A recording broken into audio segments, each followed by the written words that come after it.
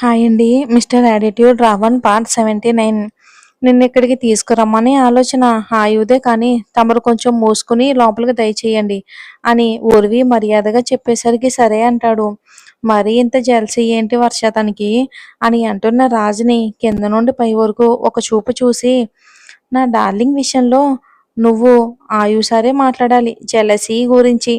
కనీసం తన భర్త దగ్గర కూడా కాసేపు ఉండనివని జెలసీ నీది. అయితే ఆ అమ్మాయిని కూడా టచ్ చేయని జెలసీ తనది. మీ ఇద్దరితో చచ్చిపోతుంది నా డార్లింగ్. మూసుకుని ఇక్కడ ఉన్నన్ని రోజులు బుద్ధిగా ఉండు. పిచ్చి పిచ్చి వేషాలు వేసి కోతి నాటకాలు ఆడితే ఆయుసారి గురించి నీకు తెలీదు అంటుంది తనకున్న ఎక్స్పీరియన్స్తో. ఏ ఆపు, ఓ సోది చెప్తావు. ఆ నా గురించి అతనికి తెలీదు. నా క్యూటీ నాది అని అనుకుంటూ వర్ష మాటలు లెక్క చేయకుండా ఆద్య సహాయంతో గుమ్మం వరకు వెళ్తాడు రాజు. అయ్యో రామా, ఎదురెదురు ఇళ్లలో ఉంటే ఎప్పుడో ఒకసారి ఎదురు పడితేనే దానికి చుక్కలు చూపిస్తారు. హాస్పిటల్లో ఉన్నన్ని రోజులు నా దగ్గర అంటే నా దగ్గర అని దాన్ని రూమ్ నుండి ఈ రూమ్ నుండి ఆ రూమ్లోకి మార్చి మార్చి ఫాస్ట్ చేయించారు, పరుగులు చేయించారు. ఇప్పుడు ఒకటే ఇల్లు, ఎలా ఉంటారో ఏమో అనుకుంటూ తన వెనకే వెళ్తుంది వర్ష. గుమ్మం దగ్గరే ఆపేసి ముందు ఆయువుకి దిష్టి తీసి ఆ తర్వాత రాసు కూడా తీసి లక్ష్మమ్మతో వాటిని బయట పడేయమని రమ్మని చెప్పి లోపలికి తీసుకుని వెళ్ళి ఇద్దరిని సోఫాలో కూర్చోబెడుతుంది. రాస్, నీకు మెట్లు ఎక్కడం దిగడం ఇబ్బంది కాబట్టి నీకు కిందనే రూమ్ అరేంజ్ చేశాను. నీకు ఓకే కదా? ఓకే అమ్మా. బంగారు, నేను మన రూమ్కి వెళ్తా, చాలా చికాగ్గా ఉంది, స్నానం చేస్తా అంటాడు. సరే ఆయు, పదండి అని అతన్ని సోఫా నుండి లేపి పైకి తీసుకెళ్ళబోతూ ఉంటే, నేను కూడా స్నానం చేస్తా, నాకు చిరాగ్గా ఉంది అంటాడు. భుజంపై ఒక్కటి వేస్తుంది వర్ష ఆ మాటకి రాజుని. ఇప్పుడే కదా ఇంట్లో అడుగు పెట్టావు, ఇప్పుడే పోటీ స్టార్ట్ చేసావు, అయినా నీకు ఇంకో వారం వరకు స్నానం చేయకూడదు. అదిగో స్పాంజ్ స్నానమే, అదిగో రెడీగా ఉన్నాడు. నర్స్ని కూడా ఊరివి అరేంజ్ చేసింది. ఒక మేల్ నర్స్ని చూపిస్తుంది. మేడం అని ఆద్య పిలిచిన పిలుపుకి అటువైపు చూస్తారు ఒక్కసారిగా అందరూ. ఇదేంటి ఇంత వినయంగా పిలుస్తుంది అని రాజు అనుమానంగానే ఆద్య వైపు చూస్తే, ఏంటి ఆద్య అంటుంది ఊర్వి. అది మేడం, నేను ఇక ఇంటికి వెళ్తాను.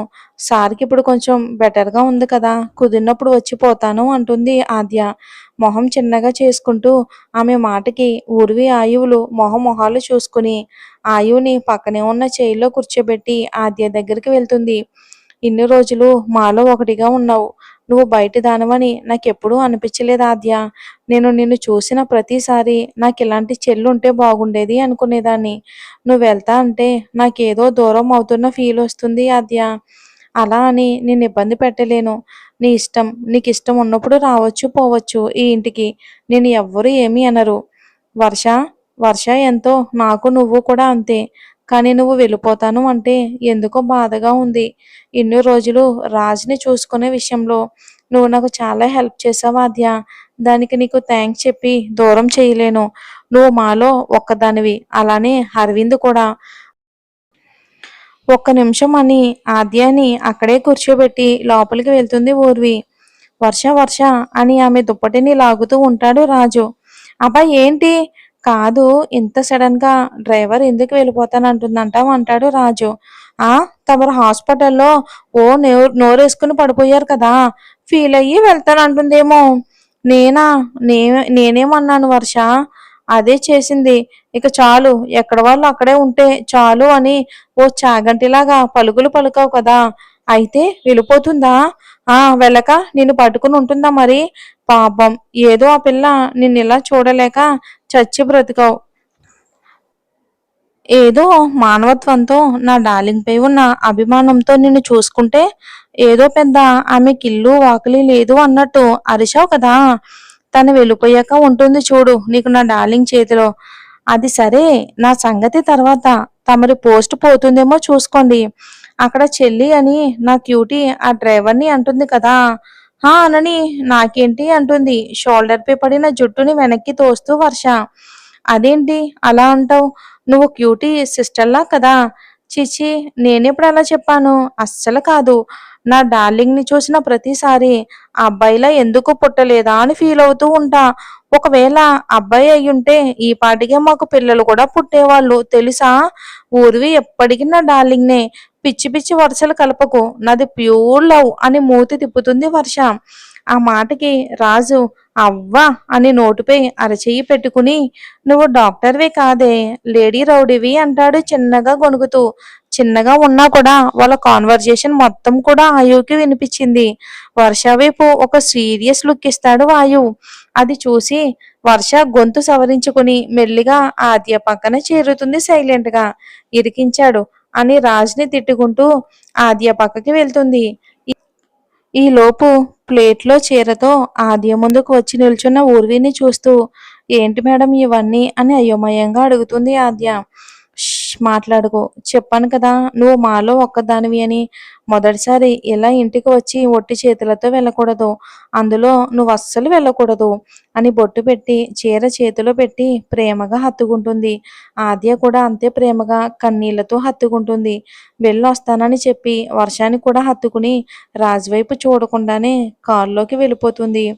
ఇక గుమ్మం వరకు వెళ్ళి సాగనంపి లోపలికి వస్తూ, డార్లింగ్, నాకు ఆద్య ఎందుకో డల్లగా ఉంది అని అనిపిస్తుందిరా. నాకు కూడా. ఒకవేళ రాజ్ మాటలకి ఏమైనా ఫీల్ అయి ఉండుంటుందంటావా? ఏమో తెలీదు. ఇంక అప్పటికే లోపలికి రావడంతో వాళ్ళ మాటలు ఆగిపోయాయి. రాజ్ని తీసుకుని మేలర్స్ రూమ్కి ఆయుణ్ణి తీసుకుని ఊరి వాళ్ళ గదికి వెళ్తే డింపుల్ కోసం వర్ష వెళ్తుంది. ఏంటి అలా చూస్తూ ఉన్నారు అని ప్రేమనంతా కళ్ళల్లో నింపుకుని ఆమెనే చూస్తూ ఉన్న ఆయువుని బెడ్పై కూర్చోబెట్టి అడుగుతుంది ఊర్వి. ఏమో బంగారు, నేను ఇలాగే చూస్తూ ఉండాలి అనిపిస్తుంది ఈ రోజు ఎందుకో. అదే ఈ రోజు ఎందుకు అని అంటూ బెడ్ ఎడ్జిపై ఉన్న దుప్పటిని సరిచేస్తూ ఉన్న ఊర్వి చెయ్యి పట్టుకుని తన ఒళ్ళో కూర్చోబెట్టుకుంటాడు. అయ్యో మెల్లిగా, తలకి దెబ్బ, ఏం పర్వాలేదు అని ఆమెను పట్టుకుని చేతులు బిగించి ఇప్పుడు చెప్పు అంటాడు. ఆమె మెడ వంపుల్లో చిన్నగా గాలి ఊదుతూ అతను చేసిన పనికి చిన్న పులకరింత కలిగి భుజాన్ని చెంపతో నొక్కుపెట్టి మెడని దాచేస్తుంది. ఆయు వద్దు అంటుంది చిన్నగా వణికే పెదాలతో. అయితే చెప్పు, ఏంటి, దేని గురించి? ఆద్య గురించి. ఆద్య గురించా అని అతని ఫేస్కి అభిముఖంగా తిరుగుతుంది ఊర్వి. అని ఎదురుగా ఉన్న ఆమె మోముని చూస్తూ మెరుస్తూ ఉన్న చెక్కిళ్లను బొటన వేలుతో నిమురుతూ, నువ్వేదో అనుకుంటూ ఉన్నావు కదా ఆద్య విషయంలో అది. అతని కళ్ళల్లోకి సూటిగా చూస్తూ, ఈ కళ్ళు ఎప్పుడు నన్నే చూస్తూ ఉంటాయా అంటుంది అల్లరిగా. అవును, నువ్వు తప్ప మరో ప్రపంచం తెలియలేనప్పుడు నాకు నువ్వు తప్ప ఎవరూ కనిపించరు. అందుకే నీ ప్రతి కదలిక, నీ ప్రతి అడుగు, నీ ప్రతి సైగ నాకు తెలుస్తుంది అంటాడు ఆమె కళ్ళపై ప్రేమగా ముద్దు పెట్టుకుని. ఊర్వి పరవశంతో కళ్ళు మూసుకుని అతని పెదాల స్పర్శ దూరం కాగానే కళ్ళు తెరిచి అతన్నే చూస్తూ, అంటే ఎంతవరకు ఇది కరెక్టో నాకు తెలియదు కానీ ఎందుకో నాకు అనిపించింది ఆద్య రాజ్ని లవ్ చేస్తుందని అంటుంది ఊర్వి. నిజమా అన్నట్టు చూస్తాడు ఆయు. చాలా మంచిది, అన్నీ అర్థం చేసుకుంటుంది, అన్నిటికీ మించి రాజ్ని చాలా బాగా చూసుకుంటుంది, అందుకే ఇలా మాలో ఒక్కదానివి అని మాట్లాడ్డాను అంటుంది ఊర్వి. ఇక దానికి చిన్నగా నవ్వి ఆమె నుదుటిపై ముద్దు పెట్టుకుని, నువ్వు అనుకున్నదే జరుగుతుందిలే, కానీ రాజు, నా భయం కూడా అదే, ఎక్కడ తన మాట దురుసుతో ఆద్య మనసు బాధ పెడతాడో అని అంటుంది మూతి ముడుస్తూ ఊర్వి. ఆమె పెదాలపై చిన్నగా ముద్దు పెట్టుకుని, కొనుక్కుని జరగాలంటే కొనుక్కుని పెయిన్స్ తీసుకోవాలి బంగారం, కొంచెం టైం ఇవ్వు అంటాడు. ఇక ఎప్పుడు నువ్వన్నీ అలాగే అను, ఇటు డింపుల్ వర్షకి కూడా అప్పుడు అలానే అన్నావు, ఇప్పుడు రాజ్కి కూడా అదే అంటున్నావు. నిన్ను చూసినప్పటి నుండి రోజు నా కలలో చేసే చిలిపి పన్నులో అది కూడా ఒకటి. ఈ రోజు నుండి నేను కన్నా ప్రతి కళ నిజం చేసుకోవాలి, చేసుకుంటా కూడా. చెప్పు, ఏమంటావు అంటాడు. అప్పటికే ఊహించుకుంటూ ఉన్న ఊర్వికి ఒక్కసారిగా ఆయు మాటలకి చెమటలు పడతాయి. మరి ఏం జరుగుతుందో వచ్చే ఎపిసోడ్లో చూద్దాం. స్టోరీ నచ్చితే లైక్ చేసి ఛానల్ని సపోర్ట్ చేయండి.